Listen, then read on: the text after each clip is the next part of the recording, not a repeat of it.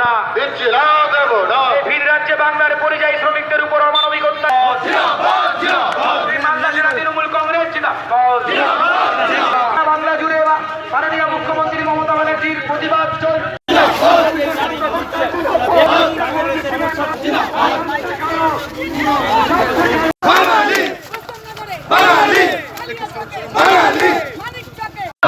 বন্দে মাতরম।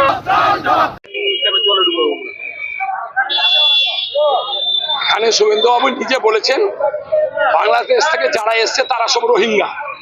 আর আবার তিনি নিজে স্বীকার করেছেন যে 1960 সালে আমার মা বাংলাদেশ থেকে এখানে এসেছিল। তাহলে বাংলাদেশ থেকে যারা আসছে তারা বলছেন রোহিঙ্গা, তাহলে উনিও রোহিঙ্গা, ওনার পরিবারও রোহিঙ্গা। তাহলে রোহিঙ্গার এখানে থাকার অধিকার নেই। তাই উনাকে প্রথমে রোহিঙ্গা আখ্যায়িত করে এখান থেকে তাড়াবো, আমরা বর্ডার পার করবো, টেনে টুনে জিসেপির মাথার উপরে বসে এখানটা তুলে বাইরে ফেলে দিব। লাঠি মেরে বলছেন, লাঠি মেরে। এখন যদি সহজে না যায় তাহলে লাঠি মারতে গেলে লাঠি মারা যাচ্ছে, ভয় করছি না। আমার বিরুদ্ধে যা খুশি করুক, বাঙালির সম্মান গেলে, বাংলা ভাষা অপমানিত হলে, মুখ্যমন্ত্রীকে গাল দিলে লাঠি শুধু নয়, আর যা যা করা দরকার সবকিছু করে দিব। বলছি যে বোম মারার বোম নিয়ে তারা করবেন, বোম মারবেন। আমরা বলেছি ক্ষুদিরাম বোস দেশ স্বাধীন করতে বোম হাতে ছুটে গেছিলেন ইংরেজদের বিরুদ্ধে, বাংলা ভাষাকে বাঁচাতে, বাঙালিকে বাঁচাতে।